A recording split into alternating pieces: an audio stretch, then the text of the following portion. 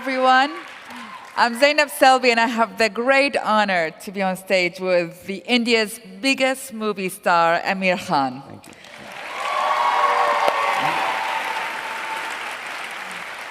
I mean, we are talking beyond the actions movies of James Bond and Daniel Craig. We are talking beyond the romances of Richard Gere. We are talking beyond the charms of George Clooney. We are talking, ladies and gentlemen, above and beyond all of that, a man who has been acting since the age of 9, who has conquered the hearts of 600 million. Yes, 600 million Indians. This is half of the Indian population. This man has done it. Unbelievable. And in 2012, he surprises India, he surprises the world with launching a new TV talk show, Satyamev Jayati, that tackles social issues, taboos, heads on. I mean, you just put yourself out there. What inspired you to do that? Well, a very good evening to everyone here. I think it started somewhere when I was a very small child, and it began with my mother, I think. My mother's been a big influence on me. And I'll narrate an incident of my life which stayed with me all along, and that's, I used to play a lot of tennis when I was a kid, and competitive tennis, you know, state level, national level. And I was pretty good at that time. And she knew how anxious I was about the game, how much I loved the game. And every time I had a match, she'd be waiting for me to come home. And when I would come home, she'd ask me, did you win, did you lose? Usually I would win, so my answer would be I won. And then after about 5 minutes, the first time she did it, it really shook me. After about 5 minutes, she would come and say to me, you know, the boy who lost to you today, he would have reached home about now, and his mom would have asked him the same question. And he would have said he lost. So his mother must be feeling really bad right now. And the first time she said that to me, it like really hit me. I mean, her ability to think for another, a woman she's never seen, never met, really hit home to me. And I don't think she was meaning to tell me or teach me anything. That's just how she is. And I think a lot of what I am is a result of her. I think the second person who's been a big influence on me is my friend Satyajit Bhatkal, who happens to be the director of the show. Satya and I were in school together. He was a topper in the class. I was the backbencher. And he was brilliant, so he had the world at his feet. He could do what he wanted. But after we passed out, he decided to work for other people. So he didn't become an engineer or a doctor or a chartered accountant, which he could have been, or an MBA, whatever he wanted. He decided to spend his life, you know, working for people who were less privileged than he was. I got into films and got into acting, and my career took off, and I was... So each time I would meet him, I'd feel really guilty. I mean, I wasn't doing anything wrong. I was doing what I loved doing. But every time I met him, I used to feel, man, this guy is living for others, and I wish I could do half of what he's doing. And that kept troubling me. So I think a lot of all this finally resulted in what happened as SMJ, Satyamev Jayate. Television also grew strong in India at that time. And I reached a point in my career where I had earned a fair amount of goodwill, and I kept thinking that how can I contribute? You know, you wake up in the morning, you read the papers, and you read about injustice, you read about poverty, you read about people who are less privileged than you, and you want to really do something about it. I think most of us feel that way. We don't know what to do. And I felt that for a number of years. And then I realized that I should do what I know best, and which is storytelling. And I should use the strength of storytelling to try and change minds and try and, you know, enrich perhaps the discussion on certain issues that we face as a society. And I saw that no one's really doing it on that kind of a scale, on a public platform. And I thought if I combine the strength of TV with the goodwill that I've earned, and you know, we try and actually combine journalism, investigative journalism, and storytelling, So we really research each topic and then bring it to the country of India and share what we have learned with the people and hope that we can transform minds, hearts. You know, I always felt that there are two ways of bringing about change. One is top-down, when you make laws and you tell people to follow them, or you make policies and you expect people to follow them. And the other way, and sometimes it works, but sometimes, a lot of times it doesn't. I think the other way is a longer route, but I think that is what we have chosen to do. And that is to reach out to people's hearts. Not with anger, but with love. And you know, try and transform minds at a young age. Yeah. Now, that was your first show. That is not an easy topic. What triggered you to choose this one? Well, I'm not quite sure why we chose this one in particular, but I felt that initially we had researched 4 topics. One was female feticide, and one was public health. The other was child sexual abuse. And so for some reason, I think we instinctively stuck with female feticide as our first episode. I also feel it's a huge problem in India, first of all, and it also connects with people on a very gut level. We chose to put the show forward not as a woman's problem, but as a mother's problem. You see, what we try to do is when we get the information that we have, we try and put it to people in a manner that, you know, gets them emotionally. So I don't start the show by saying, you know, today we're going to talk about female feticide. I start the show by saying, you know, I've often asked people who the most important person in their lives is, and usually people say my mother, and I feel the same. And I talk about motherhood and get people into a certain emotional state. And then I say, well, let's take a look at how we're treating our mothers today. And we meet our first guest, who is a mother who's been through 8 abortions in 6 years, forced abortions by her mother-in-laws and husband. And so when you're looking at her and you're hearing her story, you're looking at a mother and what a mother goes through, and then of course what a woman goes through when she's, you know, forced to go through an abortion. So I think that kind of really got people. You know, the first episode itself has a very strong emotional connect, is what we felt. And that's why I think we chose female feticide as our first episode. And you'll be happy to know that, you know, in 2011 was when the episode aired. And before that, the census that was carried out had a certain numbers. It was, the national average was 914 girl childs against 1,000 boys born every year. And it was sliding. Is sliding alarmingly, and certain states like Rajasthan and other states, Maharashtra, were very bad. 890, 880, you know, per 1,000 boys. You'll be pleased to know that these 2 states have revealed their numbers today after 3 years, Rajasthan and Maharashtra. And in both these states, the ratio has gone up by 50 to 60 points. So it's now around 950 to 1,000 boys. Wow, wow, wow. And I believe it's a combination of the show, which is reaching out to millions of people and talking to them, you know, emotionally. And it's also the governments, the Rajasthan government and the state government of Maharashtra really acted very, very dynamically. And it's a result of all of this, I think. And people actually reacting to it and deciding that they don't want to do this anymore, a lot of them. Now, it is illegal in India.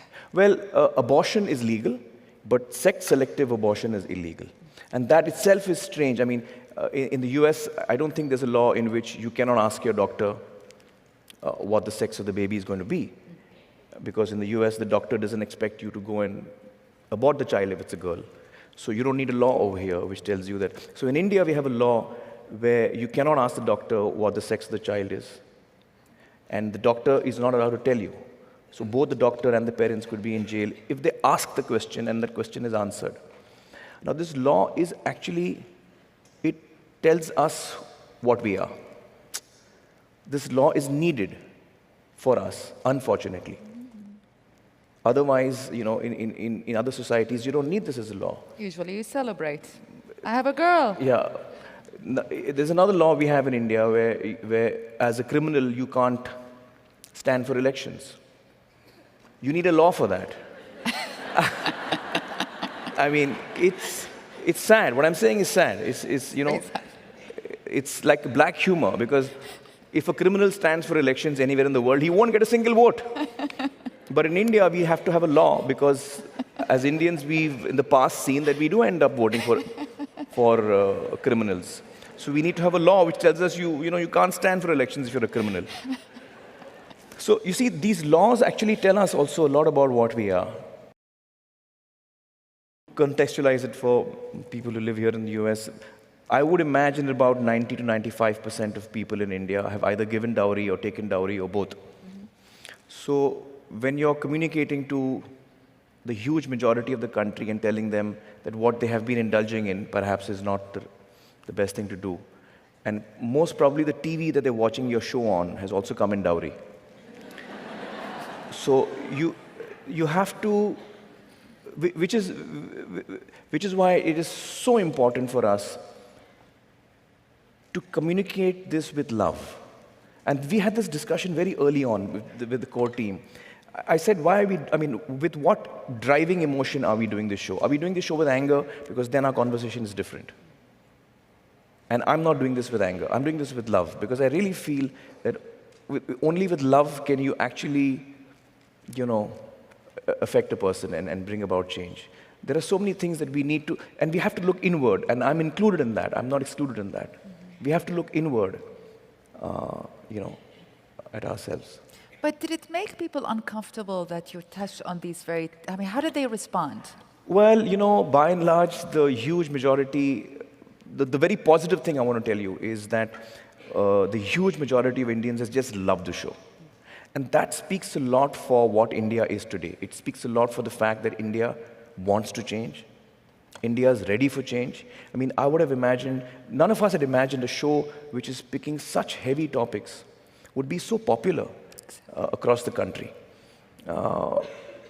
And the fact that it is so popular really speaks well for us as Indians today. That we have issues, we have problems, but we want to leave them behind, we want to come out of them, and we really want to move ahead and improve ourselves. I think that's what the success of the show tells us. Has there, how do you come up about choosing the subjects? I mean, we have a lot of fights.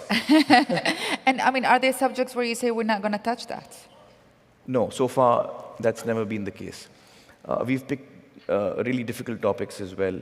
One of our really difficult topics was untouchability, which is a big issue in India. The constitution of our country says that we're all equal.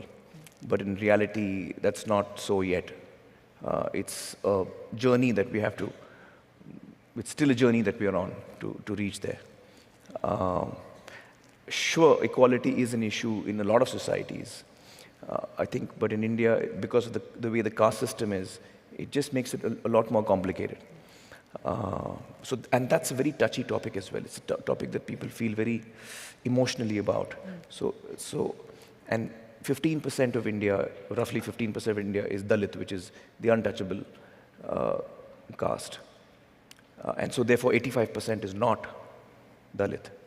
And we are communicating with the 85% of country, speaking to them about, what are we doing? What are we doing? Is it right? Are we comfortable with it? So how did you go about that? Well, we in all our shows, in all our topics, we're just honest, but we do it with a lot of love. We do it with a lot of love, so that people. Let me say this much: that while the majority of the people have loved our show, there has been a minority, probably in every topic, that doesn't like us. Like there are a couple of men's organizations which hate me. They keep writing to me emails about men's problems and why don't you take up men's problems?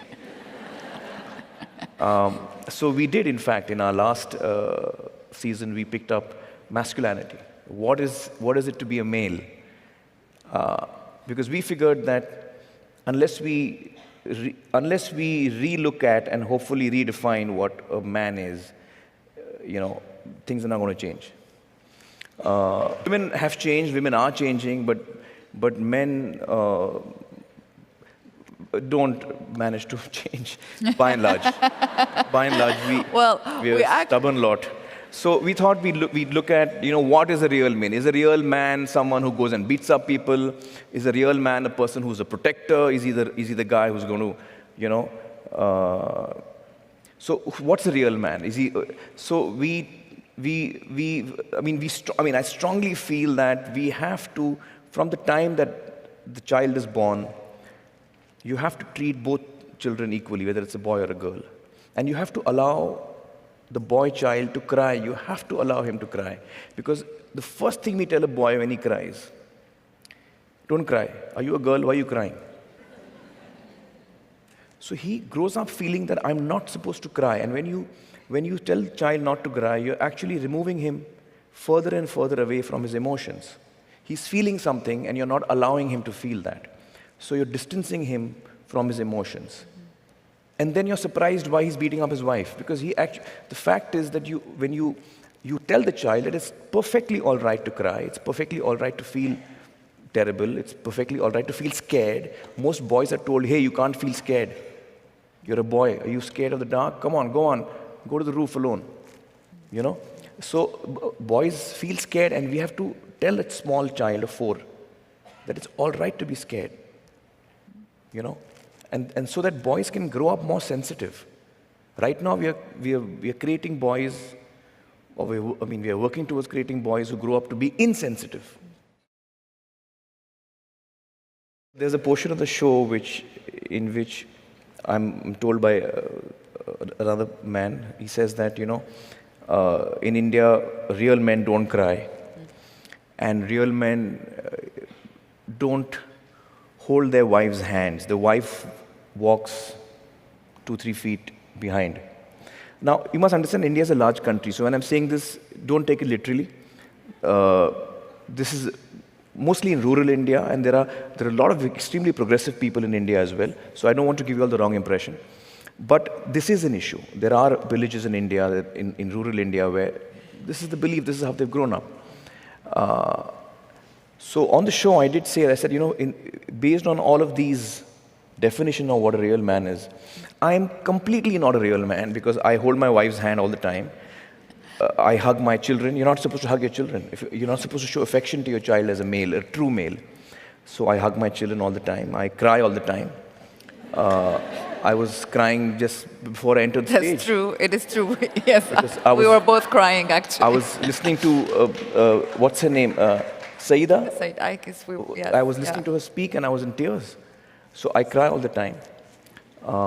Have you cried on movies, on TV? On TV, every episode of mine, yeah. Excellent. Not a single episode goes by when I don't cry. And it's not only during the show itself, it's even when I'm researching it. When you're researching these topics, it takes days for us to go through all the material we collect. And invariably, in every topic that we've picked, we get to a point where me and Satya and Swati and all of us get so disheartened. I'm looking at an interview and I'm weeping. And we kind of shut it off and we're like, why are we doing this? Nothing's going to change. You suddenly feel very disheartened. But then you come across a person who is working in that and has got so much strength, so much resilience, so much grace, and such dignity that it brings you back to your feet. In these 5 years that I've researched Satyameva Jayate, I've seen the worst in mankind and I've seen the best, and the most beautiful in mankind. I've come across people who are such amazing and inspirational people. I spoke to this lady whose son had been murdered. Her son had got married to a girl from a different religion, and so it was an honor killing. This lady spoke with such dignity and such grace, and with such forgiveness in her heart. I just couldn't get over it. It was it was so amazing to listen to her speak. She's talking about her son who's been killed, and I don't know where she finds the strength from. to still look for love, in people. I was speaking to these two women. We often assume in India that women who are from rural India are uneducated and therefore not as strong as women from cities, etc., etc. So these two women who, in the same episode of honor killings, one woman's son and the other woman's brother was killed. And they were ostracized from the village. They were targeted. They were not sold anything. Nobody spoke to them in the village. So the ashes are taken in what is called a kalash, like a pot. That pot was not sold to them. That's the kind of segregation they faced in the village. And then they did a police complaint and all of that. So the case was going on. They were threatened. They were offered money. There was political pressure put on them. Every kind of pressure was put on them. But they didn't take the case back. And they fought the case. And they won the case. And those men are now convicted. Now, what I'm trying to say here is that these two women are from a small village in India. And the kind of courage they show in a city like Mumbai, when a political party announces that tomorrow is Mumbai Bandh, which means nobody dare go out of the house, we're going to stone every car that goes out, some kind of protest that they're doing. Nobody leaves the house. In a city like Mumbai, which is such a large city, nobody even knows who I am. We're all strangers in this city. But we're frightened to step out of the house because someone has announced that we can't. Here, these two ladies are specifically targeted. They're still staying in the same village, and they still have the courage to stand up and say, no, we don't want money. We want justice. Where do they get this courage from? So it's really amazing. So I've met such wonderful people in this journey of 5 years. It's hard to sort of escape the fact that you lost weight or gained weight. And you sort of were thinner in here, but I understand it's because you're in a movie right now. You're in the midst of shooting a movie. I'm actually getting ready for this film that I'm playing an older man who's an ex-wrestler. So I'm putting on a lot of weight, which is fun. But has it changed your choices of stories as a movie star? Not really. I wouldn't say it has changed my choices as an actor, but quite naturally I get attracted to films because of who I am. So this film that I'm doing, for example, it's called Dangal, which means wrestling, and the story is about this wrestler who has a dream to win a gold medal, an international gold for his country. He can't fulfill his dream because he doesn't have money, he has to give up wrestling, and so he decides that his son will fulfill his dream. And then he proceeds to have 4 daughters in the next 15 years. So the story is about his daughter fulfills his dream. Yeah. And exactly. Well, Amir, you could have easily rested in the limelight, and yet you took, with courage and with integrity and with love and inspiration, you just went ahead and inspired, half of India's population. This is a huge deal and inspiring all of us here in America. So, chapeau to you. Thank you. Good luck. Keep going. We are all behind you. Thank you so much. Thank you, thank you, thank you.